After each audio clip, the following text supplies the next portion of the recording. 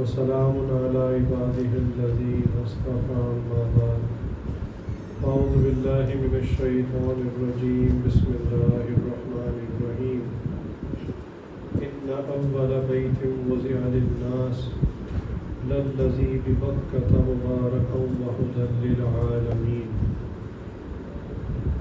فيه آيات بينات مقام إبراهيم ومن دخله كان آمنا ولله على الناس حج البيت من استطاع إليه سبيلا ومن كفر فإن الله غني عن العالمين سبحان ربك رب العزة عما يصفون وسلام على المرسلين والحمد لله رب العالمين اللهم صل على سيدنا محمد وعلى آل سيدنا محمد وبارك وسلم اللهم صل على سيدنا محمد وعلى آل سيدنا محمد وبارك وسلم اللهم صل على سيدنا محمد وعلى آل سيدنا محمد وبارك وسلم۔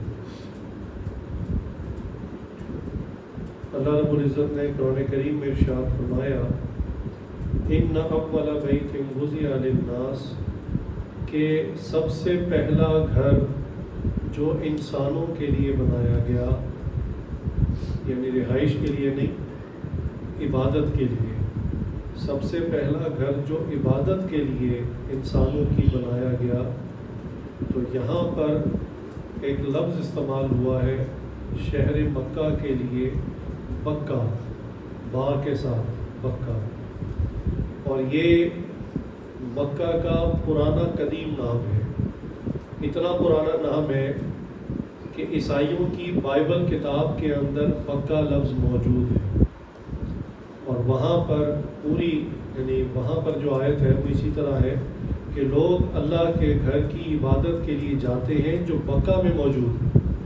تو یہ قدیم لفظ ہے شہر مکہ کے لیے جو استعمال ہوتا تھا، تو اللہ نے بھی قرآن کریم میں وہی لفظ استعمال کیا، فرمایا کہ وہ گھر جو انسانوں کی عبادت کے لیے سب سے پہلے بنایا گیا وہ مکہ کے اندر ہے، اور یہ پورے عالم کی ہدایت کے لیے۔ اللہ، یہ کیسے ہے پورے عالم کی ہدایت کے لیے؟ انشاءاللہ اس کی تفصیل ہم عرض کریں گے۔ آگے اللہ تعالیٰ فرماتے ہیں فیہ آیات، اور اس کے اندر اللہ کی نشانیاں ہیں۔ یہ آیت کا لفظ ایک تو قرآن کی آیت کے لیے ہوتا ہے چونکہ یہ بھی اللہ کی نشانی ہے۔ ویسے عربی زبان میں آیت کا مطلب آئے یا آیات جمع کا لفظ آئے تو مطلب ہے کہ نشانی۔ فیہ آیات بینات مقام ابراہیم، اس میں نشانیاں ہیں، اور ان نشانیوں میں سے ایک نشانی مقام ابراہیم ہے۔ یہ مقام ابراہیم کیا ہے اس کو بھی انشاءاللہ تفصیل سے عرض کریں گے۔ ومن دخلہ کان آمنا، اور یہ اتنے امن والا، اتنا پیسفل ہاؤس ہے کہ جو یہاں داخل ہو گیا یعنی وہاں پر پہنچ گیا تو وہ امن میں آ گیا، پیسفل ہو گیا۔ وَلِلَّهِ عَلَى النَّاسِ حِجُّ الْبَيْتِ مَنِ اسْتَطَاعَ إِلَيْهِ سَبِيلًا، اور انسانوں میں سے جو بندہ حج کرنے کی استطاعت رکھتا ہو اس کو چاہیے کہ اس کا حج کرے، یعنی بیت اللہ کی زیارت کے لیے جائے۔ اب یہ اللہ کا امر ہے، اللہ کا حکم ہے تمام دنیا کے انسانوں کو کہ تم بیت اللہ کی زیارت کے لیے آؤ، چاہے دنیا کے کسی کونے میں کیوں نہ پیدا ہوئے یا کہیں پہ بھی رہائش پذیر ہو، تم اللہ کے گھر کی زیارت کے لیے آؤ، یہ اللہ کا حکم ہے، امر ہے۔ ساتھ رعایت دے دی، اگر یہ رعایت اللہ نہ دیتے تو ہم سب پر، جتنے دنیا میں مسلمان ہیں، جس نے کلمہ پڑھا اس پہ بیت اللہ کا حج کرنا فرض ہو جاتا ہے۔ لیکن تھوڑی سی رعایت دے دی کہ ایک آدمی بالکل غریب ہے، کھانے پینے کے پیسے نہیں ہیں، وہ اتنا سفر کر کے کیسے جائے گا، تو بس اس لیے رعایت دے دی کہ تم میں سے جو استطاعت رکھتا ہے، یعنی اس کا ان سائڈ میننگ سمجھے کہ جو استطاعت رکھتا ہے اس کے لیے آنا فرض ہے۔ استطاعت رکھنے کے باوجود اگر وہ نہیں آتا تو پھر یہ اس کے لیے بڑی خرابی کی بات ہے۔ اسی لیے آگے فرمایا ومن کفرا، کفر سے مراد ایک تو وہ کفر ہے یا وہ کافر ہو جانا ہے، جو بالکل اللہ رسول اور قرآن کی تمام آیتوں کا انکار کرے، اس کو تسلیم نہ کرے۔ یہاں مراد ہے اس بات کا انکار کرنے والا، اس کو ناپسند کرنے والا۔ فَإِنَّ اللَّهَ غَنِيٌّ عَنِ الْعَالَمِينَ کہ اللہ تعالیٰ جو بندہ اس کو ناپسند کرے، یعنی بیت اللہ کی طرف آنا، اس کا حج کرنا، اس کو ناپسند کرے، تو اللہ تعالیٰ پورے عالم کے معاملے میں ہر انسان اور ہر چیز کے بارے میں اللہ تعالیٰ غنی ہے۔ غنی کہتے ہیں جس کو کسی چیز کی پرواہ نہ ہو۔ اللہ کو واقعی کیا بادشاہ کو کبھی پرواہ ہوتی ہے کہ اس کے پاس رعایا ہے؟ رعایا کو ضرورت ہوتی ہے بادشاہ کی، بادشاہ کو ضرورت نہیں ہوتی۔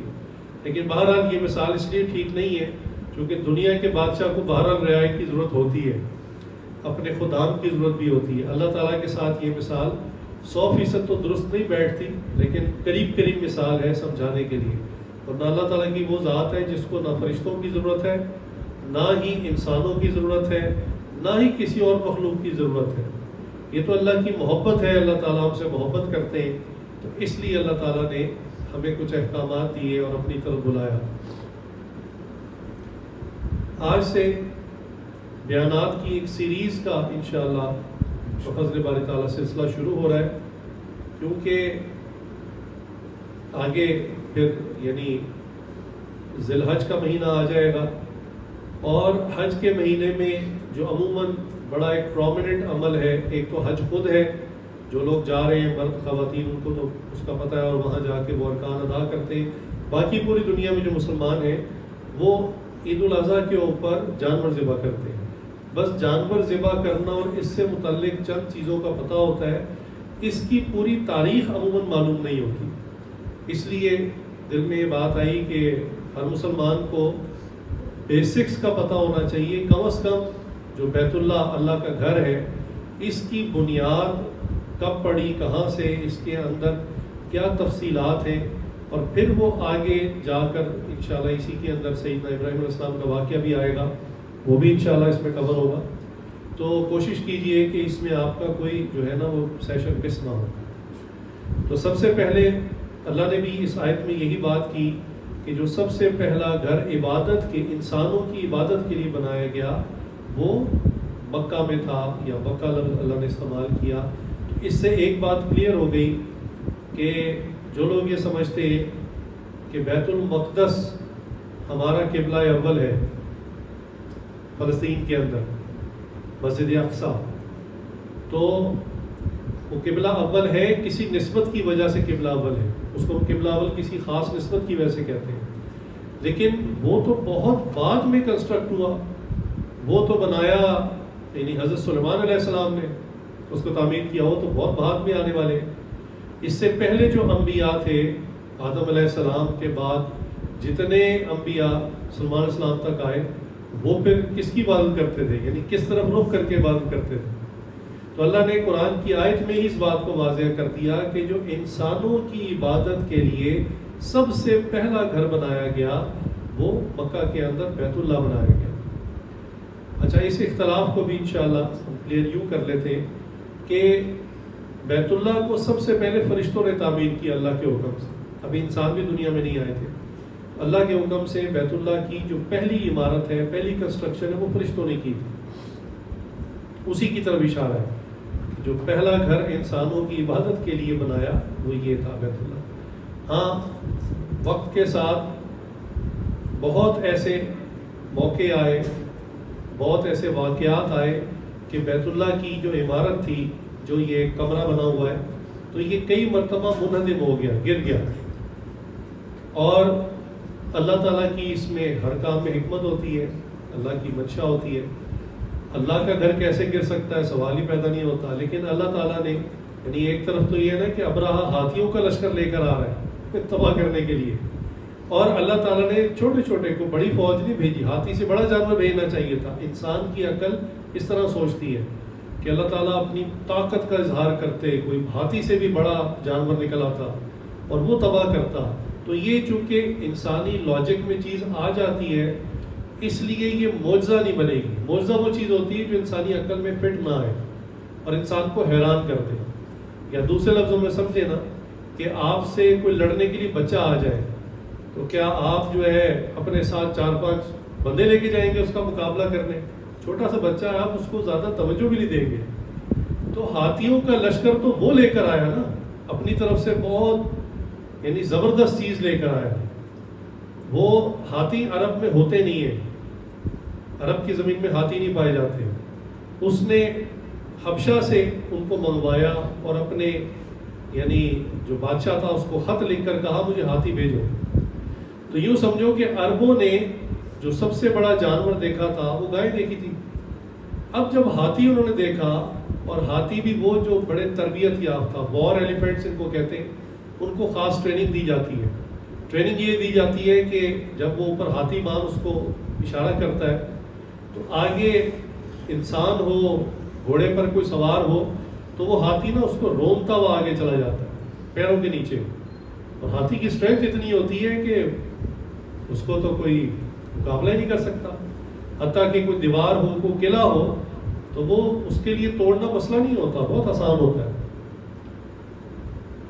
چلے ضمن ہاتھی کی بات آ گئی تو ہاتھی کی طاقت کا پہلے میں آپ کو بتاؤں کہ ہاتھی میں کتنی طاقت ہوتی ہے.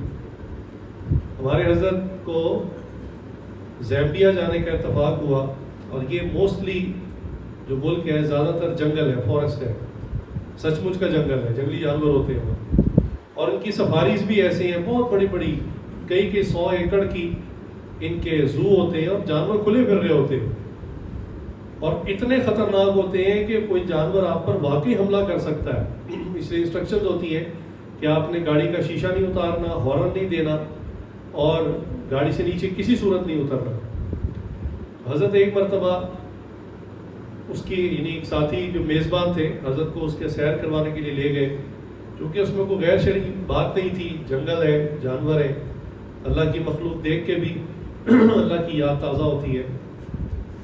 تو کہنے لگے کہ ایک جگہ سے ہماری گاڑی گزر رہی تھی تو ایک ہاتھی کو دیکھا کہ وہ ایک بڑا درخت تھا اور اس کو نا ٹکرے مار رہا تھا، اپنے ماتھے سے پش کر رہا تھا اسے، اور وہ درخت بڑی زور زور سے ہل رہا تھا. تو کہنے لگے یہ منظر ہمارے لیے بڑا عجیب تھا کہ یہ کیا کر رہا ہے. تو انہوں نے گاڑی روک لی، جو ٹورسٹ تھا اس نے گاڑی روک لی اور اس سے پوچھا کہ یہ ہاتھی کیا کر رہا ہے، درخت کو کیوں ٹکرے مار رہا ہے. انہوں نے کہا کہ لگتا ہے اس ہاتھی کا پیٹ خراب ہے اور یہ اس درخت کو دھکے دے رہا ہے اور ابھی اس درخت کو گرا دے گا، اور اس کی جڑوں کے اندر جو بوٹیاں ہیں، جو روٹس ہے، اس میں اس کا جو تکلیف ہے، بیماری، اس کا علاج ہے، اس کو کھانا چاہتا ہے. اور کہنے لگے انہوں نے بتایا ہم کچھ دیر دیکھتے رہے، واقعی اس ہاتھی نے زور زور سے درخت کو جب ہلایا پورے فل ٹری کو، تو وہ درخت نیچے گر گیا اور ہاتھی نے اس کی جڑوں میں سے کچھ نکال کے کھانا شروع کر دیا. اتنی طاقت ہوتی ہے ہاتھی میں. ایک اور واقعہ ہمارے حضرت سے سنایا، اس وقت کی بات ہے جب حضرت دین کی تبلیغ کے لیے امریکہ جایا کرتے تھے، 9/11 سے پہلے کی بات ہے. تو کہنے لگے کہ ہمارا سفر مکمل ہو گیا، جہاں جہاں میرے مختلف بیانات تھے وہ ہو گئے اور ہماری اب واپسی تھی.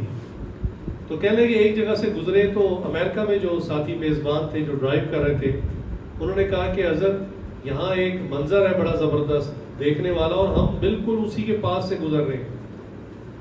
کہنے لگے یہاں امریکہ کا ایک زو ہے، چڑیا گھر ہے، اور اب اس کی کلوزنگ کا وقت ہے.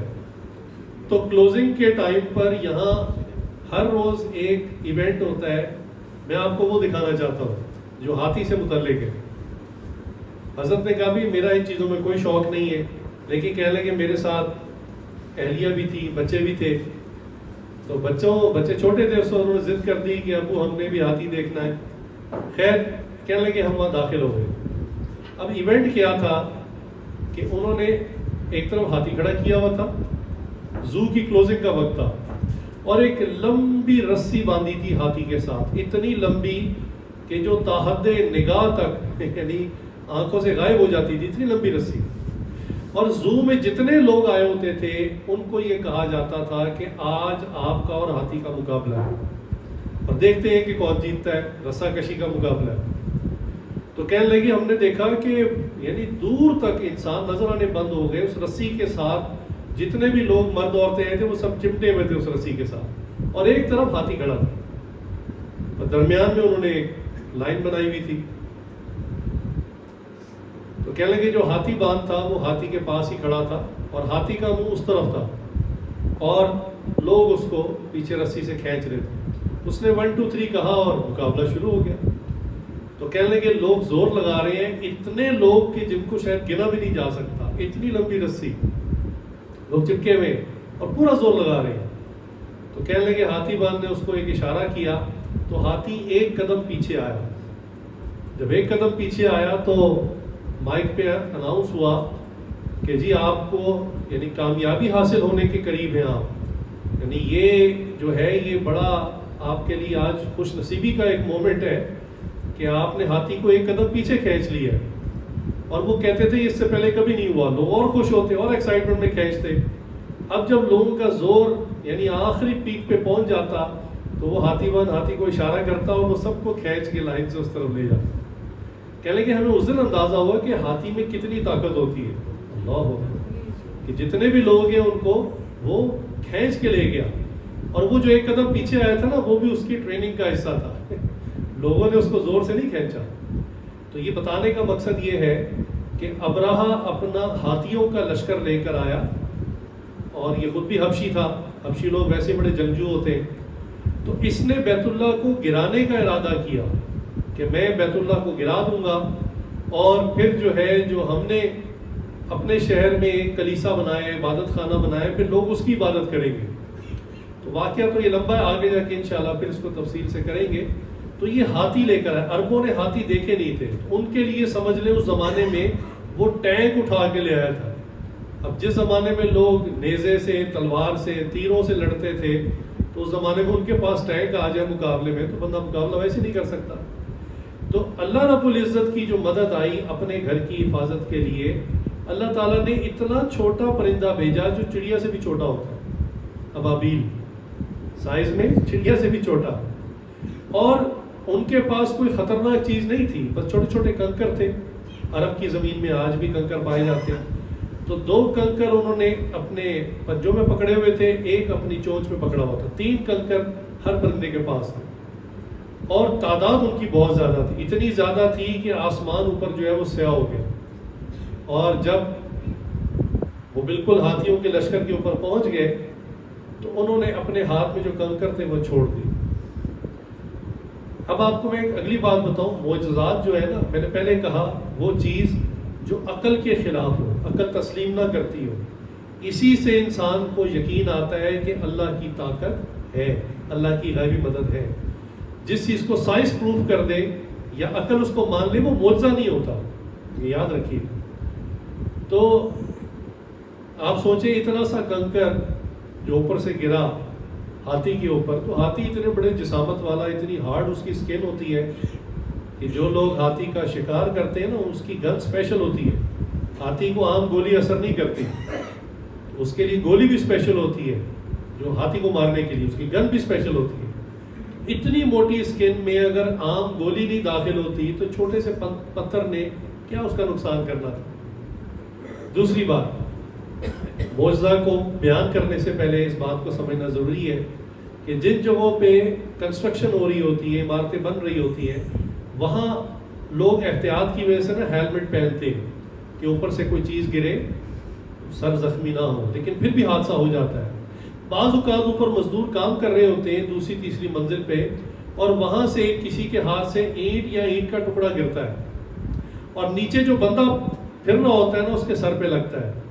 لیکن آپ نے کبھی نہیں سنا ہوگا کہ اینٹ کا ٹکڑا اس بندے کے سر پہ لگا اور اس کو چیرتا ہوا اس کے آر پار زمین میں گھس گیا, ایسا کبھی نہیں سنا ہوگا. ہاں سر پھٹ جاتا ہے, خون نکل آتا ہے, سٹیچز لگتے ہیں, لیکن اینٹ گرنے سے بھی وہ بندے کے آر پار نہیں ہوتی.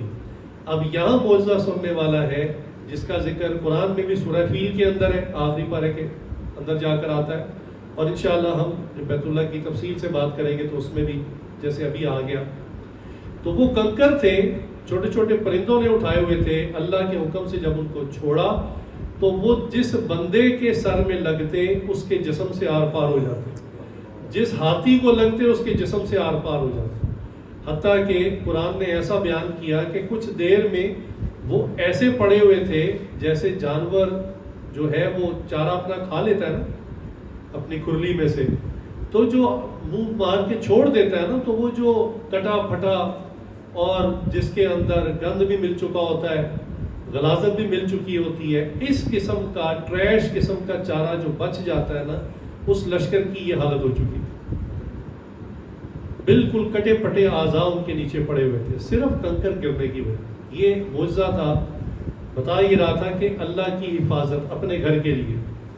لیکن جب اللہ کی منشا ہوئی کہ حفاظت نہیں کرنی تو بیت اللہ کی حفاظت نہیں ہوئی. وقت کے ساتھ اس کی عمارت کی دیواریں گرتی گئی، اور ریت چونکہ جو ہے عرب کی زمین میں بہت ریتلی ہوائیں چلتی ہیں، تو کوئی بھی سٹرکچر اگر ایک جگہ پہ پڑا رہے تو ریت کی جو ہوائیں ہوتی ہیں نا، یہ ٹیلے ریت کے اس کو کور کر لیتے ہیں، یہ زمین میں دھس جاتا ہے سٹرکچر. تو کئی مرتبہ تاریخ میں ایسا ہوا کہ بیت اللہ کی عمارت جو ہے وہ منہدم ہوئی. حتیٰ کہ نبی کریم صلی اللہ علیہ وسلم کے زمانے میں بھی، چونکہ یہ جگہ نا نیچے کی طرف پیالے کی طرح ہے. آپ ابھی اگر جائیں حج عمرہ کرنے تو وہاں پہ آپ دیکھیں گے کہ آپ سیڑھیاں اترتے اترتے اترتے نیچے مطاف جہاں لوگ طواف کرتے ہیں تو وہ جگہ نیچے کی طرف ہے. لیکن اب چونکہ ڈرینیج سسٹم ہے، پراپر انتظام ہے، ٹاؤن پلاننگ ہوئی، مکہ شہر کو بہت اچھا پلان کیا گیا، تو اب سیلاب تو اب بھی آتے ہیں لیکن وہ بیت اللہ تک نہیں پہنچتے. لیکن ماضی میں ایسا ہوتا تھا کہ جب بھی کسی جگہ پہ سیلاب آتا تو وہ پہاڑی راستے سے ہوتا ہوتا اینڈ میں یہاں آ کے جمع ہو جاتا بیت اللہ والی جگہ. تو یہ پیالی کی شیپ میں چونکہ ہے تو یہاں پر جمع ہو جاتا، اور مستقل پانی کی وجہ سے پھر جو عمارت تھی وہ ڈیمیج ہوتی تھی. تو پہلے تو یہ بنایا فرشتوں نے، اس کے بعد پھر اللہ تعالیٰ نے اس کو مٹا دیا. پھر مختلف انبیاء آتے گئے اور اس کو دوبارہ سے آباد کرتے گئے، جس میں سیدنا ابراہیم علیہ السلام والا واقعہ بھی آئے گا کہ انہوں نے بھی اس کی ریکنسٹرکشن کی. اور اس کا ذکر اسی آیت میں جو میں نے آپ کے سامنے پڑھی کہ اللہ نے بیت اللہ میں بہت ساری نشانیاں رکھی ہیں، آیات رکھی ہیں. ایک نشانی مقام ابراہیم ہے. مقام ابراہیم اللہ کی نشانیوں میں سے ایک کیسے ہے کہ اس کا واقعہ یہ ہے کہ جب ابراہیم علیہ السلام بیت اللہ کی عمارت کو دوبارہ ریکنسٹرکٹ کر رہے تھے، ری بلڈ کر رہے تھے، تو اس وقت چونکہ یہ عمارت بہت اونچی ہے، یعنی انسانی ہائٹ سے بہت اوپر ہے، تو انسانی قد کی جو ہائٹ ہے یا ہاتھ جہاں تک جا سکتے ہیں وہاں تک حضرت ابراہیم علیہ السلام نے اپنے بیٹے اسماعیل علیہ السلام جو بڑے ہو چکے تھے تو ان کے ساتھ مل کر اس کو تعمیر کیا.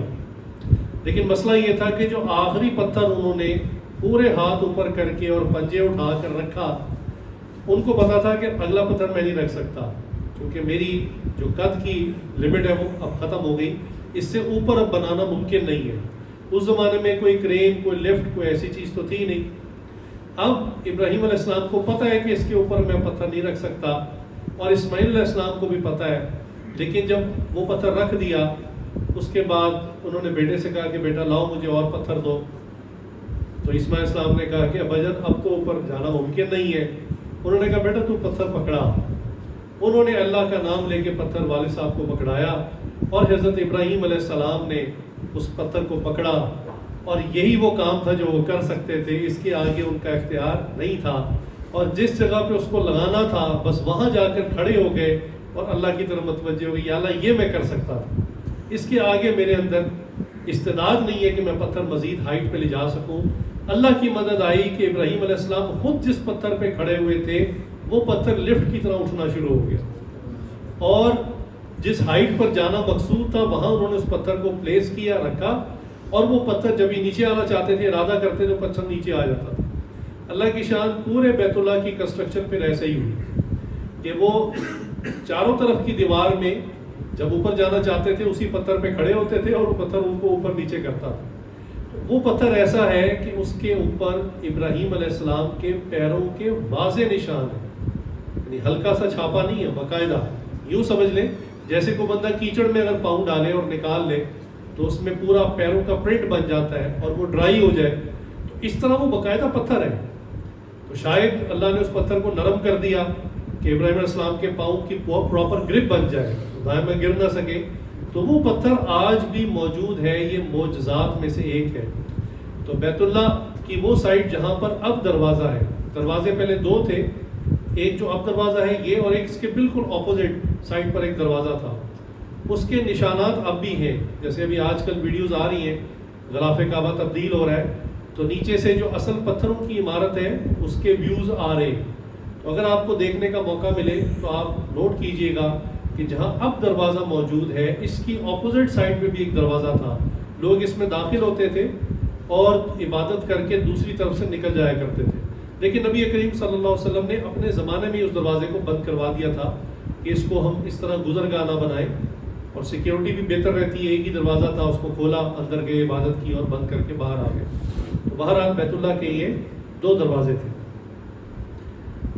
اب اللہ تعالیٰ نے اس آیت کے اندر جو باتیں ارشاد فرمائی ہیں وہ بڑی قیمتی ہیں۔ ایک بات تو یہ فرمائی کہ سب سے پہلا گھر جو انسانوں کی عبادت کے لیے بنایا گیا وہ مکہ کے اندر بیت اللہ بنایا گیا۔ اس کی تاریخ کیا ہے؟ اس کی تاریخ یہ ہے کہ اللہ رب العزت نے جب دنیا بنانے کا ارادہ کیا، دنیا نہیں تھی ابھی، تو اللہ رب العزت نے، جو ہمیں روایات سے ملتا ہے، کچھ قرآن سے اشارے ملتے ہیں، کچھ احادیث کے اندر، کہ پانی تھا، پانی پر ایک خاص جگہ پر، ایک خاص نقطے پر اللہ رب العزت نے ارادہ فرمایا، اپنی رحمت کی نظر ڈالی، اور جس جگہ پر رحمت کی نظر ڈالی وہاں پر ایک بلبلہ اٹھا، اور جیسے بلبلہ پھٹتا ہے تو اس میں سے دھواں اٹھتا ہے، تو وہ دھواں اٹھا اور اس دھوئیں سے اوپر آسمان اور بادل بننے شروع ہو گئے، ساتواں آسمان کی کنسٹرکشن سٹارٹ ہو گئی، اور جس جگہ سے ایگزیکٹلی بلبلہ پھوٹا تھا وہاں سے زمین سخت ہونا شروع ہو گئی پانی کے اندر، اور زمین کی تعمیر شروع ہو گئی۔ اس طرح یہ دنیا وجود میں آئی کہ جس جگہ پر بلبلہ پانی میں اٹھا تھا اس جگہ سخت ہونا شروع ہوئی، زمین بن گئی، اور جو دھواں اٹھا تھا اس سے پھر ساتواں آسمان بن گئے۔ اللہ رب العزت نے اس طرح کائنات کا آغاز فرمایا، اور وہ جگہ پانی میں ایگزیکٹلی جس جگہ اللہ رب العزت نے ارادہ فرمایا تھا اور رحمت کی نظر ڈالی تھی، اس جگہ کے اوپر آج اللہ کا گھر بیت اللہ موجود ہے۔ یعنی اللہ کی رحمت جو ایک دفعہ کسی جگہ پڑ جاتی ہے پھر وہ ہٹتی نہیں ہے، پھر وہ اس پہ مستقل رہتی ہے۔ یہی حکم جو ہے ان جگہوں کا بھی ہے جہاں اللہ تعالیٰ نے ناراضگی کے ساتھ عذاب نازل کیا ہو، تو حکم ہے وہاں پر کہ وہاں سے جلدی نکل جائے۔ حالانکہ عذاب تو سابقہ امتوں کو آیا، لیکن حکم ہے کہ وہاں سے جلدی نکل جائے، چونکہ اس کا مطلب یہ ہے کہ اللہ کی ناراضگی کی نظر جو اس وقت پڑی تھی اس کے اثرات اب بھی موجود ہیں۔ اسی لیے وہ وادی جہاں پر ابرہہ کا لشکر جو ہے وہ تباہ و برباد ہوا، وہ وادی ابھی بھی مکہ کے قریب ہے اور بالکل ویران ہے، اور وہاں سے گزرتے ہوئے حکم یہ ہے، جب حضور صلی اللہ علیہ وسلم صحابہ کے ساتھ حج کرنے آئے اس وادی سے گزرے تو فرمایا یہاں سے جلدی اپنی سواریوں کو تیز نکالو۔ تو صحابہ نے سوال پوچھا کہ یا رسول اللہ خیریت؟ فرمایا یہ وہ جگہ تھی جہاں ابرہہ کے لشکر کو اللہ نے عذاب دیا تھا۔ تو جس جگہ پہ اللہ کی رحمت کی نظر ہوئی وہاں آج بھی اللہ کی رحمت کی نظر ہو رہی ہے۔ چنانچہ حدیث مبارکہ میں آتا ہے کہ بیت اللہ پر ہر وقت 120 رحمتیں اللہ کی نازل ہوتی رہتی ہیں۔ اب یہ ایک بڑا اسپیسیفک نمبر ہے 120، یہ کیوں بیان کیا؟ کیونکہ آگے اسی حدیث میں اس کی تقسیم کو بیان کرنا مقصد تھا کہ لوگوں کو کتنا کتنا شیئر ملتا ہے جو عبادت کرتے ہیں اور کتنا فائدہ ملتا ہے۔ تو حدیث میں آیا ہے کہ جو لوگ طواف کرتے ہیں بیت اللہ کا تو 120 رحمتوں میں سے 80 رحمتیں ان کو مل جاتی ہیں، یعنی سب سے بڑا شیئر ان کو ملتا ہے جو بیت اللہ کا طواف کر رہے ہوتے ہیں۔ اور فرمایا کہ کچھ رحمتیں ان لوگوں کو ملتی ہیں جو وہاں موجود ہوتے ہیں، طواف نہیں کر رہے ہوتے، دیگر عبادات کر رہے ہوتے، بس نفل پڑھ رہے ہیں، قرآن پڑھ رہے ہیں، کوئی اور نیک کام کر رہے ہیں، دعوت و تبلیغ کا کام کر رہے ہیں، تو ان کو وہ رحمتیں ملتی ہیں۔ اور عجیب بات اور ہمارے لیے خوش قسمتی کی بات کہ اس 120 رحمتوں میں سے 10 رحمتیں اس بندے کو ملتی ہیں جو نہ طواف کر رہا ہو، نہ قرآن پڑھ رہا ہو، نہ نفل پڑھ رہا ہو، نہ صدقہ دے رہا ہو، نہ دعوت و تبلیغ کا کام کر رہا ہو، وہ فقط بیٹھ کر اللہ کے گھر کو دیکھ رہا ہو، 10 رحمتیں اس کو ملتی ہیں۔ یعنی اللہ کے گھر بیت اللہ کو دیکھنا بھی ثواب ہے، دیکھنا بھی جو ہے وہ باعث رحمت ہے۔ تو یہ ہے بیت اللہ، اللہ کی رحمتیں آسمان سے نازل ہو رہی ہیں، اور یہ ایک بیم آف لائٹ ہے، جیسے ایک ستون ہوتا ہے، اور یہ اللہ کے گھر پر بیت اللہ پر آ رہی ہیں رحمتیں، اور بیت اللہ سے آر پار ہوتے ہوئے زمین کو کراس کرتے ہوئے جہاں آخری حد ہے کائنات کی وہاں تک جا رہی. یہ اتنا بڑا ستون ہے. حدیث میں آتا ہے کہ آسمانوں میں بھی ایک اسی طرح کا گھر ہے، اسی کی سیدھ میں اوپر. اس کا نام ہے بیت اللہ، اس کا نام ہے بیت المعمور. اسی کی سیدھ میں اوپر ہے آسمانوں میں. اللہ کی رحمتیں جہاں سے اس کا آغاز ہوتا ہے تو یوں سمجھے وہ آسمان سے نازل ہوتی ہوتی پہلے بیت المعمور پر آتی ہیں جو آسمانوں میں، اور سیدھی پھر نیچے بیت اللہ پر آتی ہیں، اور یہاں سے ہوتی بھی آر پار کائنات کے آخری سرے تک پہنچ جاتی ہیں. تو یہ ایک بیم آف لائٹ. نیچے بیت اللہ کے گرد انسان طواف کرتے ہیں، اور اوپر جو آسمانوں میں بیت المعمور ہے اس کے گرد فرشتے طواف کرتے ہیں. اور کتنا بڑا مطاف ہے وہ کہ 70 فرشتے ایک وقت میں طواف یاد رکھیے گا، جب بھی لفظ آئے گا اس کا مطلب ہے 7 چکر. بیت اللہ کے گرد 7 چکر لگانے کو ایک طواف کہتے ہیں. تو اوپر جو ہے 70 فرشتے ایک ٹائم میں طواف کرتے ہیں. اور حدیث میں آیا جو فرشتہ ایک مرتبہ طواف کر لیتا ہے قیامت تک اس کی دوبارہ باری نہیں آتی. اتنی مخلوق ہے، اللہ کے فرشتے اتنے زیادہ ہیں. اسی لیے تو کہتے ہیں اللہ کو ہماری نماز کی عبادت کی کوئی حاجت نہیں ہے.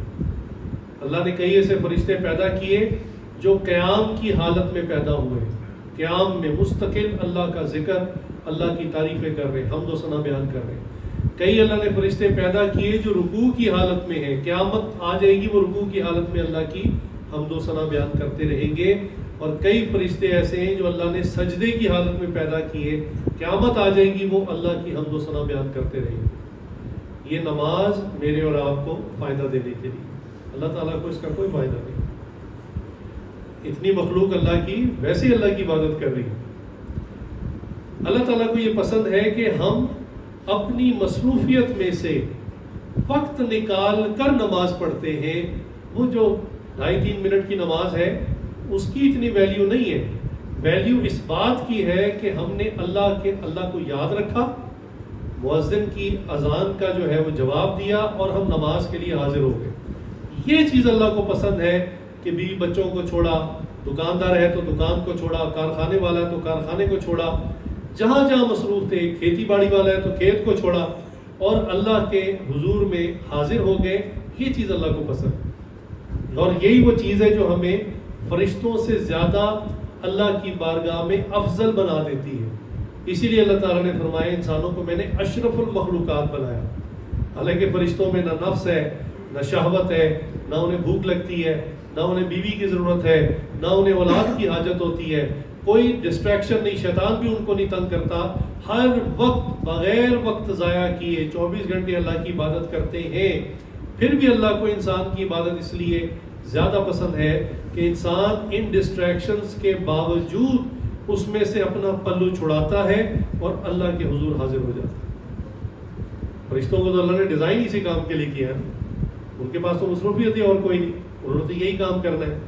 تو انسان کے اندر اللہ نے نفس ڈال دیا کہ اب اس کی مختلف حاجات اور خواہشات ہیں، کچھ جائز ہے کچھ ناجائز ہے، اس کے باوجود یہ مجھے نماز کے وقت یاد رکھتا ہے اور حاضری کے لیے پیش ہو جاتا ہے. یہ چیز اللہ کو پسند ہے. تو بہرحال یہ جو بیت المعمور ہے، اسی بیت اللہ کی سیدھ میں نے عرض کیا اس کے گرد فرشتے طواف کرتے ہیں اور نیچے انسان طواف کرتے ہیں. اور درمیان میں ایک اور معاملہ بھی ہے. ہمارے حضرت کو ایک مرتبہ پلانیٹیریم جانے کا موقع ملا. یہ سائنس کا ایک پروجیکٹ ہے، اب تو اکثر ملکوں کے اندر عام ہو چکا. یہ اس وقت کی بات ہے جب میں نے بتایا حضرت امریکہ آیا جایا کرتے تھے تبلیغ کے لیے. تو پلانیٹیریم کے اندر کیا ہوتا ہے، ایک بہت بڑا ڈوم ہوتا ہے، ہال ہوتا ہے بہت بڑا، کہ جس کے اندر وہ اس کے چھت پر پروجیکٹر کے ذریعے کائنات کی، گیلیکسیز کی جو ہے وہ ڈاکومنٹری دکھاتے ہیں. اور وہ اتنا ریئلسٹک ہوتا ہے کہ آپ کو لگتا ہے آپ اسپیس شپ میں بیٹھ کے خلا میں پہنچ گئے، اتنا ریئل ہوتا ہے. تو خیر وہ ڈاکومنٹری میں بہت سارے انہوں نے سیارے ستارے دکھائے، اس کے متعلق چیزیں بتائیں. حضرت کہنے لگے ایک عجیب ہمیں منظر دیکھنے کو ملا. کہ انہوں نے بتایا کہ کائنات میں جتنے بھی سیارے ہیں، ستارے ہیں، چاند ہیں، یا جو کئی ویسے ہی پتھر گھوم پھر رہے ہیں، ایسٹرائڈز ہیں، انہوں نے کہا ہر چیز حرکت میں ہے، اور اس کا ذکر قرآن میں بھی ہے. اور ایک صرف ستارہ ایسا ہے، باقاعدہ چمکتا ہے ستارہ، اور وہ ساکن ہے، وہ سٹل ہے، وہ حرکت نہیں کرتا. اور پلانیٹیریم والوں نے بتایا اپنی ڈاکومنٹری میں کہ اب ہم آپ کو نا یہ جو موومنٹ ہے ستاروں سیاروں کی جو ہو رہی ہے، اس کو ہم کمپیوٹر اینیمیشن کے ذریعے فاسٹ کر کے دکھاتے ہیں. تو آپ اس چیز کو دیکھیں گے کہ ہر چیز موو کر رہی ہے، سینٹر میں ایک سٹار ہے وہ موو نہیں کرتا. تو کہنے لگے انہوں نے ہمارے سامنے اس کو فاسٹ کیا، تو واقعی ہم نے دیکھا کہ درمیان میں ایک ستارہ سٹل کھڑا ہے، اور تمام کائنات کی جو چیزیں ہیں، گیلیکسیز ہیں، ستارے جو سیارے ہیں، سولر سسٹمز ہیں، وہ سب جو ہے وہ گردش کر رہے ہیں. تو حضرت کہتے ہیں اللہ نے میرے دل میں ایک نکتہ ڈالا، تو میں نے جو میرے ساتھ میزبان سے ان سے کہا کہ دیکھو لگتا ایسا ہے کہ اوپر آسمانوں میں ایک گھر ہے جس کو بیت المعمور کہتے ہیں، وہاں فرشتے طواف کرتے ہیں، نیچے زمین پہ ایک گھر ہے جس کو بیت اللہ کہتے ہیں، انسان طواف کرتے ہیں، اور لگتا ہے ان کے درمیان میں یہ جو ستارہ ہے اس کے گرد تمام سیارے ستارے طواف کرتے ہیں، ہر چیز طواف کر رہی ہے. تو اللہ رب العزت نے یہ پہلا گھر جو بنایا انسانیت کی عبادت کے لیے، اس کے اندر برکت رکھ دی اور تمام عالم کے لیے ہدایت رکھ دی. اب یہ بڑے نقطے کی بات ہے سمجھنے کے لیے کہ تمام عالم میں ہدایت بیت اللہ سے کیسے پھیل رہی ہے. بھئی بیت اللہ تو مکہ شہر کے اندر ہے، ایک جگہ ہے، چلے جو بندہ وہاں پہنچتا ہے اس کو وہاں کی برکتیں ملتی ہیں، رحمتیں ملتی ہیں، فیض ملتا ہے. لیکن پوری عالم کے اندر، لفظ تو یہی استعمال ہوا نا قرآن کریم میں، ببکۃ مبارکا وہدی للعالمین، پورے عالم کے اندر ہدایت پھیلتی ہے. اب یہ حیرت کی بات ہے. تو اس کو سمجھنے کی ضرورت ہے کہ اللہ تعالیٰ کی جو رحمتیں 120 جس کا حدیث میں بھی ذکر ہوا بیت اللہ پر نازل ہوتی ہیں، تو یہ ایک تو وہاں جو طواف کر رہے ہوتے ہیں ان کو فائدہ ملتا ہے، اور پوری دنیا میں جہاں مسجدیں ہیں ان مسجدوں کے اندر یہ نور اللہ تعالیٰ کا ڈسٹریبیوٹ ہوتا ہے. لیکن مسجد جہاں بھی دنیا میں بناتے ہیں کس رخ پہ بناتے ہیں؟ بیت اللہ کے رخ پہ. قبلہ باقاعدہ معلوم کیا جاتا ہے اور بالکل سیدھا قبلہ کے رخ پہ بنائی جاتی ہے. مساجد کے بارے میں فقہ کا، شریعت کا حکم بھی یہ ہے کہ بالکل قبلہ کی سیدھ ایگزیکٹ معلوم کر کے بنائی جائے. اب تو چونکہ ڈیجیٹل ڈیوائسز آ گئی ہیں، اب تو بہت آسان ہے. کسی نے مسجد آپ میں سے بھی کسی نے بنانی ہو تو سب سے پہلے قبلہ نکالیں، اور اس کے لیے لاہور کے اندر تو نیسپاک کے نام سے ادارہ ہے، انجینئرنگ اور ٹیکنیکل ایک انسٹیٹیوٹ ہے، آپ ان سے ریکویسٹ کریں، وہ اپنے پورے ایکوپمنٹ لے کے آ جائیں گے اور ایگزیکٹلی 0.0 لیول کر کے آپ کو قبلے کا ڈائریکشن دیں گے. اتنی ایکوریسی کے ساتھ نکالتے ہیں. تو یہ ضرور کرنا چاہیے. لوگ دوسرے طریقوں سے قبلہ معلوم کرتے ہیں، اور بعض کا مسجد بن بھی جاتی ہے تو بعد میں پتہ چلتا ہے کہ چند ڈگریز کا فرق ہے. اس میں شریعت کا حکم یہ ہے کہ اگر 1 ڈگری رائٹ یا لیفٹ ہو جائے تو پھر گنجائش ہے اس مسلح کو قائم رکھا جائے، اس پہ نماز پڑھی جائے. لیکن اگر 1 ڈگری سے زیادہ ہو جائے تو پھر اس مسلح کو سیدھا کرنا ضروری ہے. مسافر چونکہ راستے میں ہوتا ہے اور اس کا تو اپنا برا حال ہوتا ہے سفر کی وجہ سے، اس کو اللہ نے بہت رعایت دی ہے، مسافر کو بہت ڈسکاؤنٹ دیا ہے. 4 رکعت والی 2 رکعت کر دی اللہ نے. یہ بھی کہ اصول نہیں ہے، لیکن اللہ نے آؤٹ آف دا وے جا کے اس کو فیور دی ہے. اسی طرح قبلہ ڈائریکشن کے بارے میں بھی اس کو بہت رعایت دی ہے کہ پوری وہ سائڈ جو قبلے کی ہے 90 ڈگری کا اینگل، 45 رائٹ 45 لیفٹ، کسی رخ پہ بھی نماز پڑھ لے گا ادا ہو جائے گی. مسافر کو اتنی رعایت دی. اور اکثر مسافر کہتے ہیں بھی میں سفر میں ہوں، میں نے نماز نہیں پڑھنی. حیرت کی بات ہے، میں آپ کو عجیب بات بتاؤں، ہمارے لیے تو بہت حیرت کی بات ہے کہ جو لوگ عمرہ کرنے جا رہے ہیں، احرام باندھا ہوا ہے، اللہ کی شان جہاز کے اندر اکثر 1 یا 2 نمازیں آ جاتی ہیں اور انہوں نے کوئی نماز نہیں پڑھی. احرام باندھا ہوا ہے، اللہ کے گھر جا رہے ہیں، نماز کا وقت آ گیا اور 1 نماز نہیں پڑھی. واپس آ رہے ہیں، بھئی آپ نے کچھ دن وہاں قیام کیا، 10 دن 15 دن 20 دن 1 مہینہ، اور اللہ کے گھر کا آپ نے فیض پایا، وہاں نمازیں پڑھی، اور اب آپ وہاں سے پاکستان آ رہے ہیں اور اللہ کی شان پورے جہاز میں کوئی ایک بندہ بھی نماز پڑھنے والا ہے. اتنی حیرت ہوئی کہ بھی باقی لوگوں سے انسان کیا گلہ کرے، یہ تو حاجی لوگ ہیں، یہ تو اللہ کے گھر جا رہے تھے، اللہ کے گھر سے آ رہے ہیں. اور حج اور عمرے کے سفر پر بیت اللہ کا رخ معلوم کرنا انتہائی آسان ہے. بڑی سادہ سی ٹپ ہے.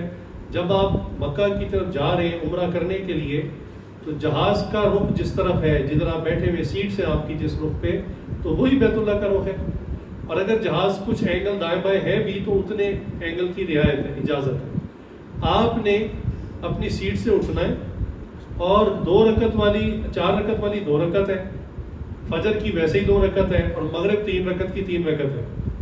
تو آپ نے بس فرض ادا کر دیں، اور اس میں میرا خیال ہے 1 سے 1.5 منٹ جو کہ حکم ہے سفر کے اندر، آپ چھوٹی صورتیں پڑھیں، نماز کو مختصر رکھیں تو آپ نماز پڑھ سکتے ہیں، کوئی مشکل نہیں. بیت اللہ سامنے. اور جب آپ واپس پاکستان آ رہے ہیں تو جہاز کی جو ٹیل والی سائیڈ ہے بیت اللہ اس طرف ہے، یعنی آپ سیٹ سے اٹھیں گے اور بیک سائیڈ کی طرف رخ کریں گے اور نماز پڑھ لیں گے. تو انتہائی حیرت ہوتی ہے کہ جو لوگ عمرہ کرنے جا رہے ہیں، نہ جاتے ہوئے کوئی نماز پڑھ رہے ہیں، نہ واپس آتے ہوئے نماز پڑھ رہے ہیں. حالانکہ مسافر کو اللہ نے بیت اللہ کے رخ میں ڈسکاؤنٹ دے دیا، 4 رکعت کو 2 رکعت کر دیا.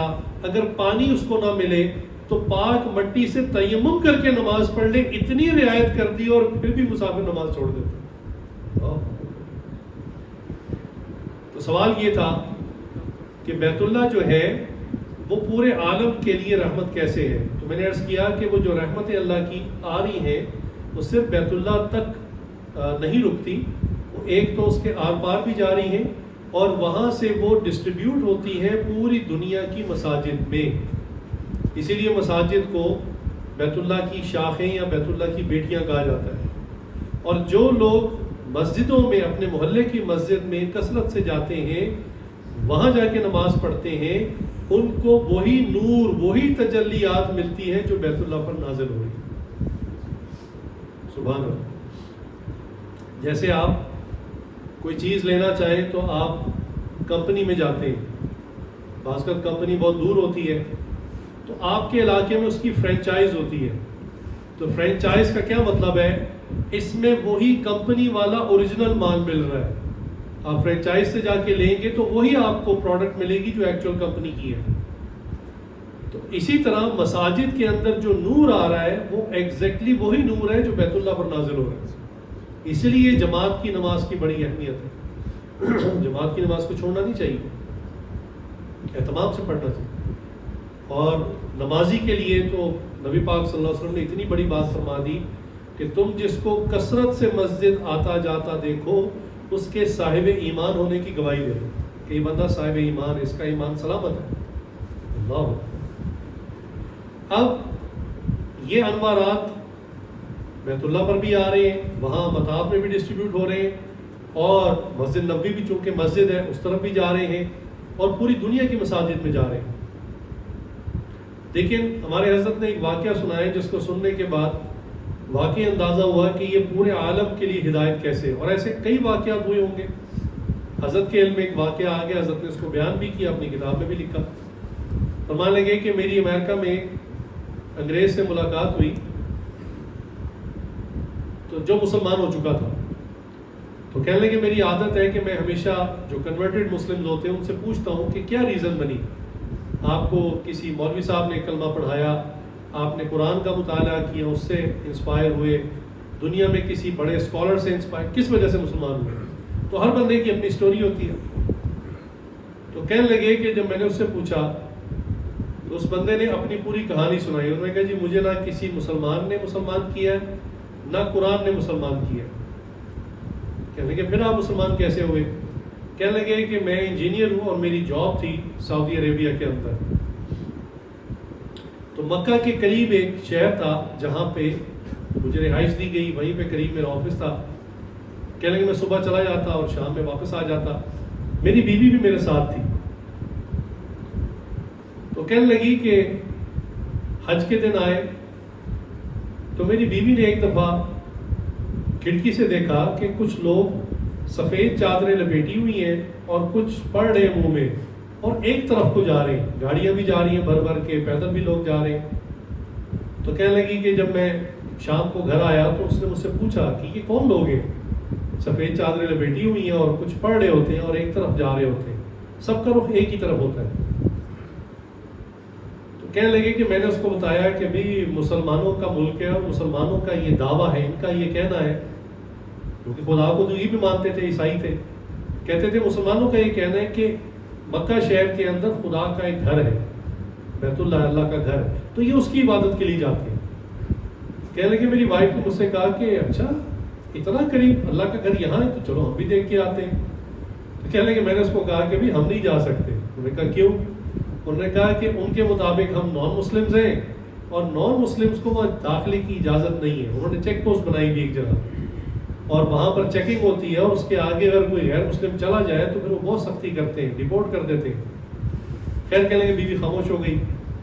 کہنے لگے چند دن کے بعد موسم اچھا تھا, ہم نے کھانا وانا کھایا, تو بیوی اور میں نے ارادہ کیا چلو لانگ ڈرائیو پہ چلتے ہیں سیر کے لیے. کہنے لگے گاڑی میں بیٹھے اور چلنا شروع ہو گئے, باتیں کرتے گئے. کہنے لگے اللہ کی شان, چلتے چلتے ہم اسی روڈ پہ پہنچ گئے جو روڈ سیدھا مکہ کو جاتی تھی.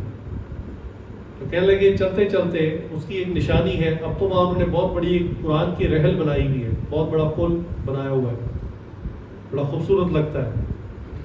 تو کہنے لگے میں جب قریب پہنچا تو میں نے کہا بھی دیکھو وہ جو تم پوچھ رہی تھی نا لوگ کہاں جاتے ہیں, وہ یہاں سے آگے جاتے ہیں, یہاں سے آگے مکہ شروع ہوتا ہے اور یہ ان کی چیک پوسٹ ہے.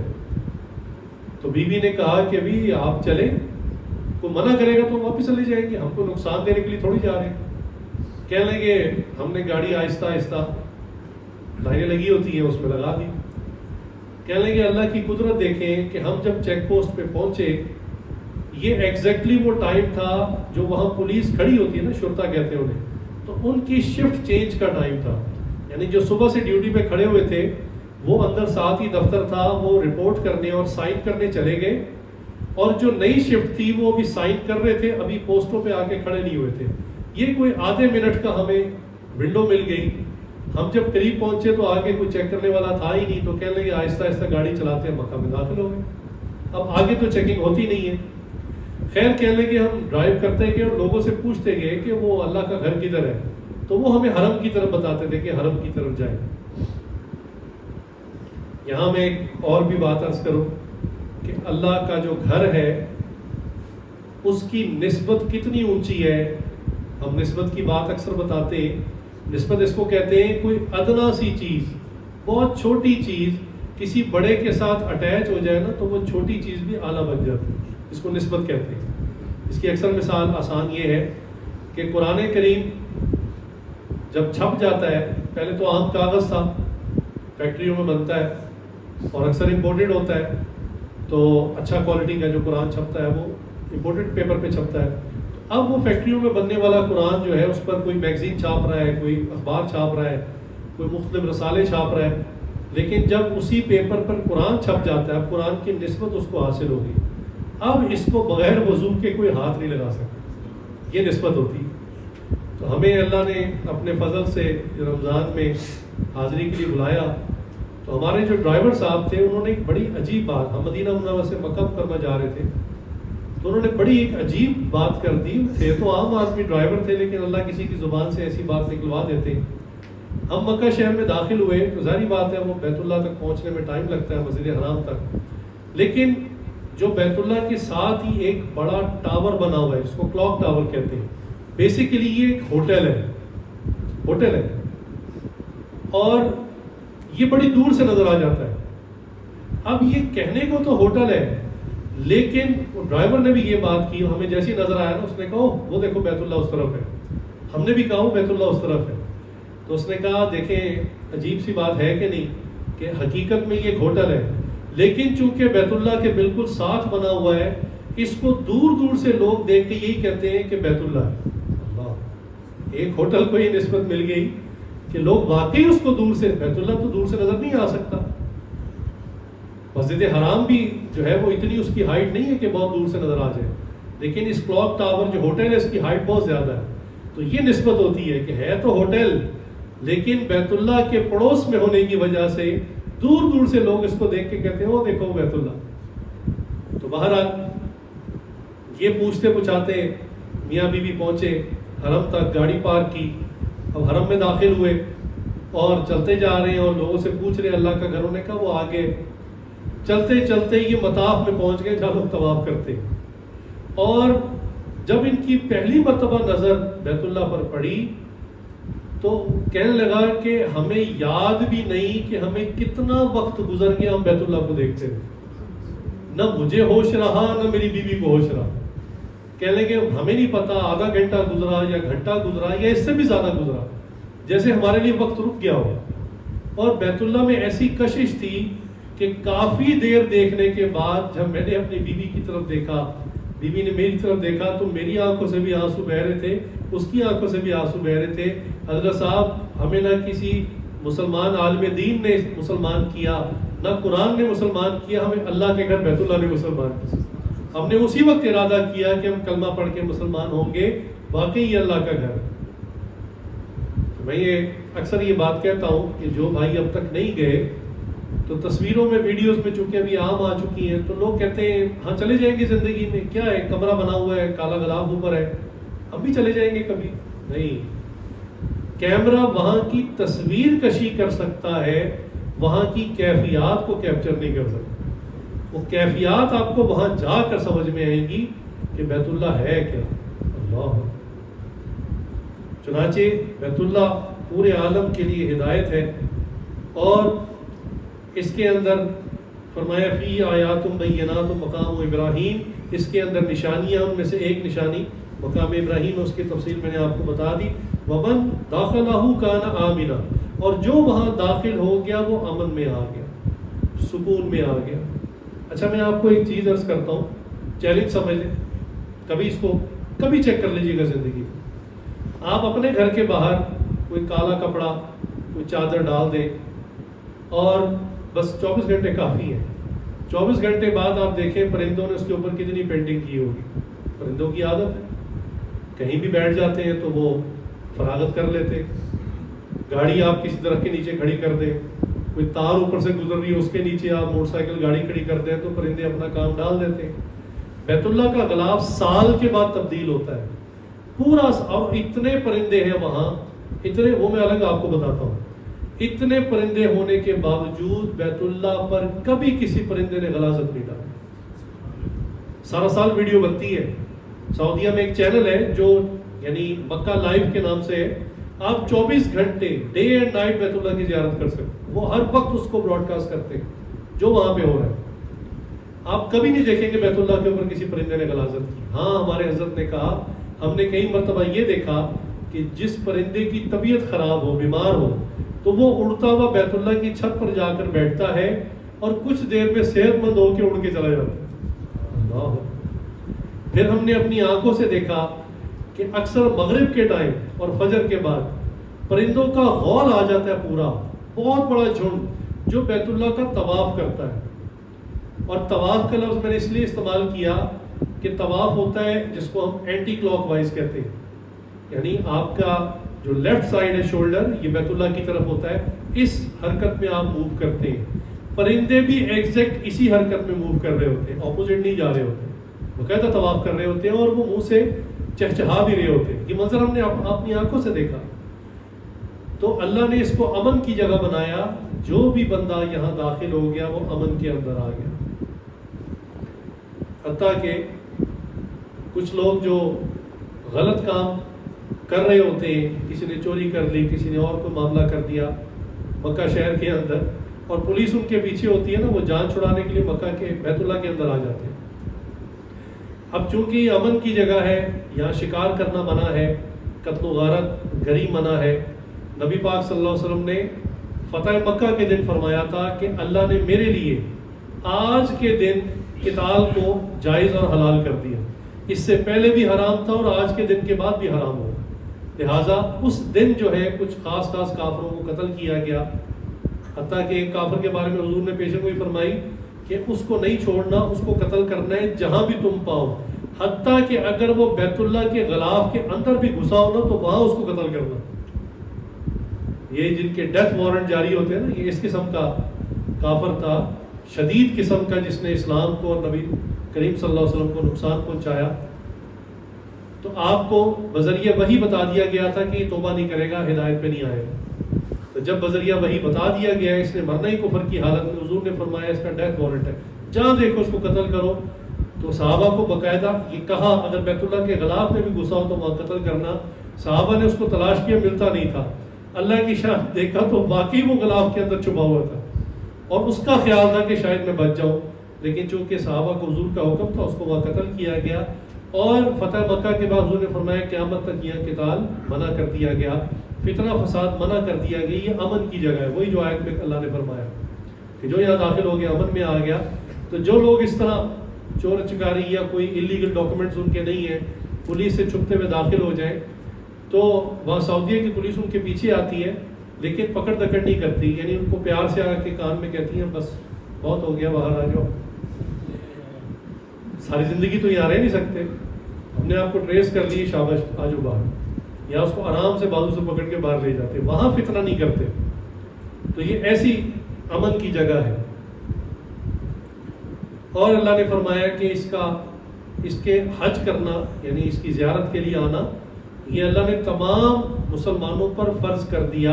ہاں ایک رعایت دے دی، اگر یہ رعایت اس آیت میں نہ ہوتی تو پھر تمام مسلمان دنیا کے کسی حصے میں کیوں نہ ہوتے، چاہے وہ کسی جزیرے پہ کیوں نہ پیدا ہوتا، اس کے لیے بھی لازم تھا کہ وہ حج بیت اللہ اور زیارت بیت اللہ کے لیے جائے۔ فرمایا کہ جس میں استطاعت ہو، جس کے پاس، استطاعت کا کیا معنی ہے؟ استطاعت کا معنی سمجھنا ضروری ہے، چونکہ ہم لوگوں کو مال سے بڑا پیار ہے، ساری زندگی مال جمع کرتے رہتے ہیں، اور اتنا مال ہوتا ہے کہ آرام سے حج کر کے آ سکتے ہیں، پھر بھی نہیں جاتے۔ کیوں؟ کہتے ہیں یہ مال تو میں نے بزنس کے لیے رکھا ہوا ہے، بیٹا بڑا ہو رہا ہے اس کو پڑھانے کے لیے باہر بھیجنا ہے تب چاہیے ہوگا، بیٹی جوان ہو رہی ہے اس کی میں نے شادی کرنی ہے، لمبا چوڑا جہیز دینا ہے اس کے لیے رکھا ہوا ہے، یا اور کئی کاموں کے لیے حج نہیں کرتے۔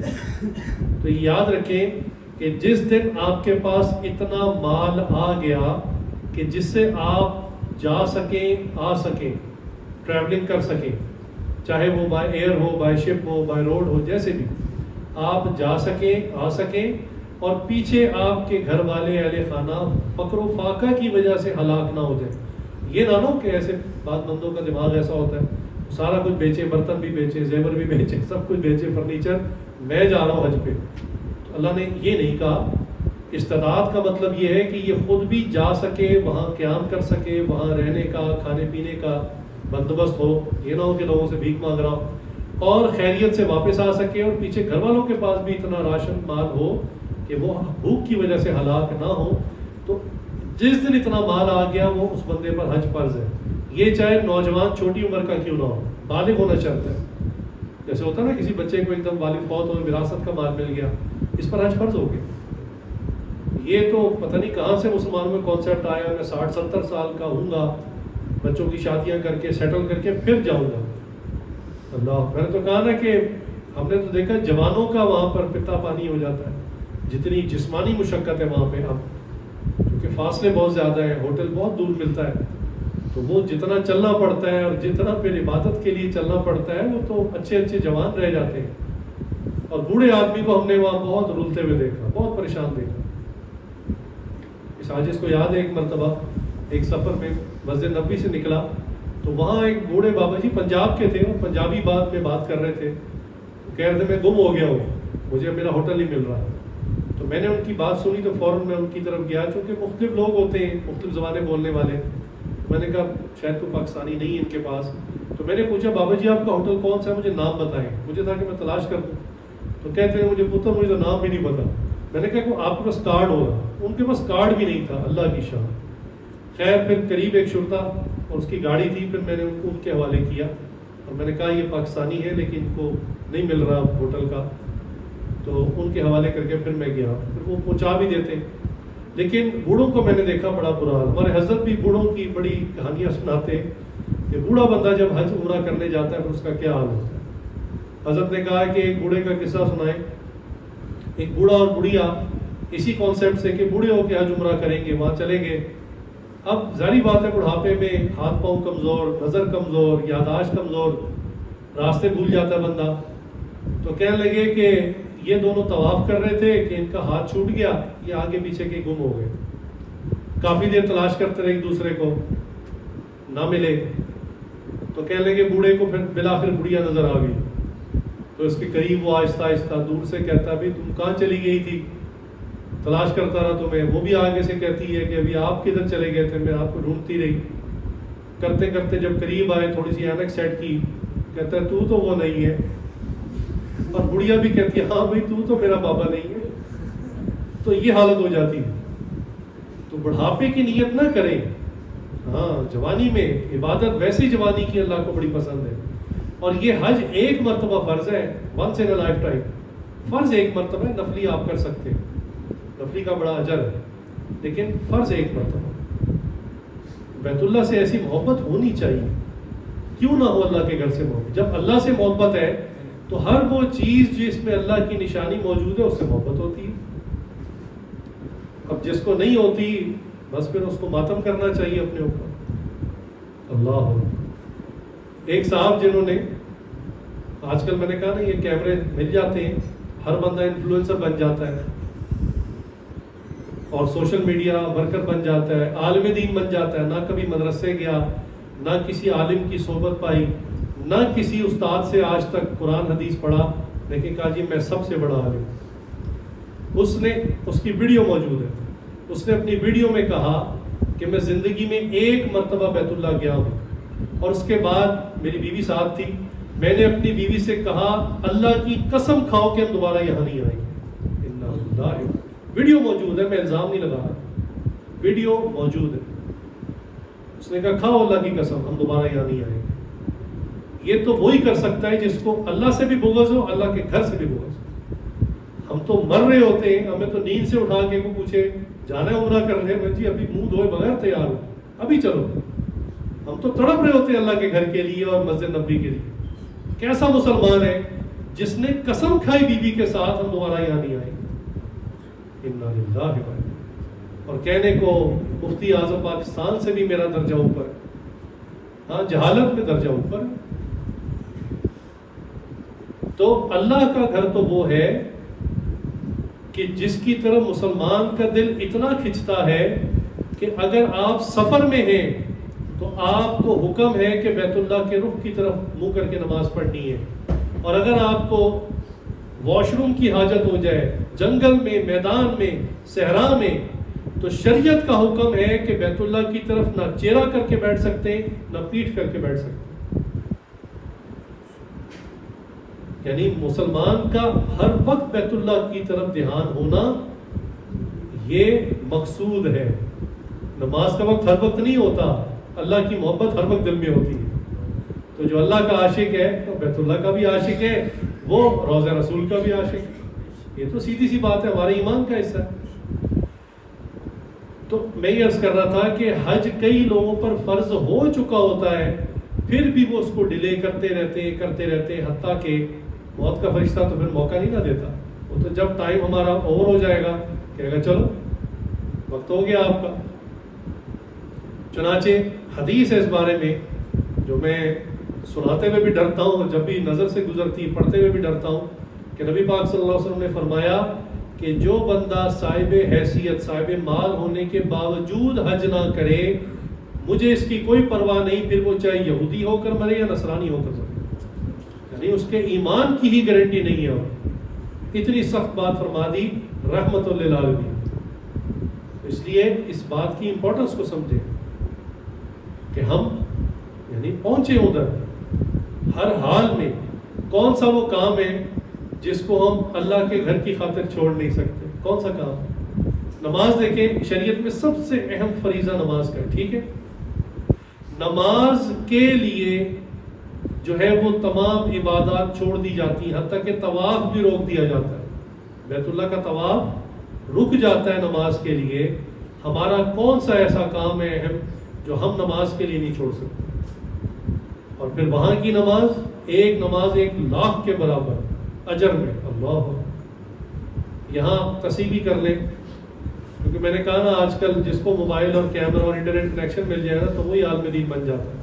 تو لوگوں نے اس قسم کی الٹی سیدھی باتیں چلا دی کہ اگر آپ کی کئی سالوں کی نمازیں قضا ہو چکی ہیں تو ٹینشن نہیں لے، آپ بیت اللہ پہنچے اور چونکہ وہاں ایک نماز کا ثواب 1,00,000 کے برابر ہے، بس ایک قضا پڑھ لیں ساری پوری ہوگی، بلکہ اتنی تو بندے کی زندگی نہیں ہوتی، کچھ اللہ پر مزید قرض آپ نے ڈال دی۔ انا للہ۔ دیکھیں ثواب میں کسی چیز کا ایکویولنٹ ہونا یہ الگ ہے، اور حقیقت میں وہ ہونا، ایکچوئل ہونا وہ الگ ہے۔ سورہ اخلاص کے بارے میں آتا ہے کہ یہ قرآن کریم کا جو ہے وہ ایک تہائی حصہ ہے، تو آپ 3 مرتبہ سورہ اخلاص پڑھ لیں، ایک قرآن پڑھنے کا ثواب مل جاتا ہے۔ لیکن کیا خیال ہے، گھروں میں قرآن خوانی کرواتے ہیں قل اللہ کہ صبح 3 دفعہ قل اللہ پڑھ کے چلے جاؤ؟ بھائی ایکچوئل ہونا اور ہے، کسی چیز کو سمجھانے کے لیے اس کی ویلیو بتانا اور ہے۔ میں اس کی مثال یوں دیا کرتا ہوں، خدا نخواستہ کوئی بندہ صحرا میں ہو اور اس کا کھانا پانی سب ختم ہو جائے، اب راستہ بھی گم ہو گیا، اب اس کو راستہ نہیں مل رہا، اب کھانا بھی ختم پانی بھی ختم، اچھا اس کی جیب میں نا پیسے موجود ہیں، 1,000 روپے کا نوٹ موجود ہے، اب 1,000 روپے کے اندر تو بروسٹ بھی آ جاتا ہے، پینے کے لیے کوئی اچھا مشروب بھی آ جاتا ہے، ساتھ میں سیلڈ روٹیاں سب کچھ آ جاتی ہیں، آپ بیٹا بیٹھ جائیں، آپ ڈسٹرب کر رہے ہیں۔ تو اب 1,000 روپے کے اندر یہ کھانے پینے کی چیزیں آ جاتی ہیں، لیکن وہاں پر تو کوئی دکان نہیں ہے، کوئی مارکیٹ نہیں ہے۔ وہ کیا خیال ہے، وہ یہ سوچے کہ 1,000 روپے کی یہ بروسٹ اور یہ چیزیں مل جاتی ہیں تو چلو میں 1,000 کا نوٹ کھا جاتا ہوں، یہ اس کے برابر ہو گئی۔ کیا خیال ہے، اگر یہ 1,000 کا نوٹ کھا لے گا بھوک ختم ہو جائے گی اس کی؟ نہیں ختم ہوگا۔ تو ایکویلنٹ ہونا اور بات ہے، اجر کے لیے برابر سرابری سمجھانا اور ہے۔ خدا نہ خواستہ کسی بندے کا چلتے چلتے گاڑی کا ٹائر برسٹ ہو جائے اور دیکھا تو سٹپنی بھی پنچر تھی، اب اس کے پاس تو قریب دکان نہیں ہے، ویرانے میں کھڑا ہوا ہے، اس نے سوچا کہ ٹائر کتنے کا آتا ہے، اس نے کہا 10,000 کا آ جاتا ہے، اس نے کہا چلو 5-5 ہزار کے 2 نوٹ میں لگا دیتا ہوں ٹائر کی جگہ، گاڑی چل پڑے گی؟ نہیں چلے گی، کیونکہ یہ اس کا ایکویلنٹ نہیں ہے۔ ویلیو میں سمجھنے کے لیے ہو سکتا ہے، تو یہ بات سمجھانے کے طور پر کہی حدیث میں، فضیلت کے طور پر، کہ بیت اللہ میں اگر آپ نے ایک نماز پڑھی، اس کا ثواب بیت اللہ کی وجہ سے اتنا بڑھ گیا کہ 1,00,000 نمازوں کے برابر ثواب آپ کو ملا۔ 1,00,000 نمازیں ادا نہیں ہو گئی آپ کی، بس سمجھنے کے لیے۔ اسی طرح مسجد نبوی کے اندر 50,000 نمازوں کے بقدر ثواب ملتا ہے، تو یہ ثواب سمجھانے کے لیے دیا گیا۔ تو انشاءاللہ یہ مضمون انشاءاللہ چلتا رہے گا، جو حضرات بعد میں آئے ان کے لیے میں عرض کر دوں کہ ہم نے آج اللہ کی دی ہوئی توفیق سے ایک مضمون شروع کیا ہے، جو یعنی ذی الحج تک چلے گا، قربانی کے مضمون تک چلے گا، اور اس میں آج آغاز کیا اللہ کے گھر سے، جو بنیاد ہے پوری کائنات کے بننے کی، اور اسی سے زمین پھیلنا شروع ہوئی، آج وہاں پر وہ گھر موجود ہے، اور اللہ نے جب چاہا اس کو ختم کر دیا اور دوبارہ اس کی تعمیر کروائی، چونکہ مختلف انبیاء کو اس کا اجر و ثواب دینا تھا۔ ایک واقعہ یاد آ گیا سیرت سے کہ دیکھیں نبی پاک صلی اللہ علیہ وسلم کے زمانے میں ابھی نبوت نہیں ملی تھی، نبوت تو ملی تھی 40 سال میں جا کے، حضور صلی اللہ علیہ وسلم جوان تھے، لیکن وہاں پر جو لوگ بیت اللہ کی گرد جو اس کے نگران بنے ہوئے تھے، جو اس کے محافظ بنے ہوئے تھے، وہ لوگ مشرک تھے، بت پرست تھے، بیت اللہ کے اندر بھی بت رکھے ہوئے تھے، اور ارد گرد باہر جو مطاف ہے وہاں بھی بت رکھے ہوئے تھے، اور یہ لوگ بتوں کی عبادت کرتے تھے۔ اس وقت بھی بیت اللہ کی عمارت کو نقصان ہوا، غالباً سیلاب کی وجہ سے عمارت گر گئی تھی، تو انہوں نے اس عمارت کو دوبارہ بنانا چاہا۔ تو قریش نے اس بات پر سب کا کنسنسس ہوا، اتفاق رائے ہوا کہ ہم جو بیت اللہ کو بنائیں گے وہ 100% حلال مال سے بنائیں گے۔ شروع میں نا عربوں کے پاس پیسہ نہیں تھا، بہت برے حالات تھے، بڑے غربت کے حالات تھے۔ یہ تو جب تیل نکلا ہے اور سمجھیں اسی صدی کے اندر پھر جا کر بارے نیارے ہوئے، اس سے پہلے تو بہت غربت تھی، بہت برا حال تھا۔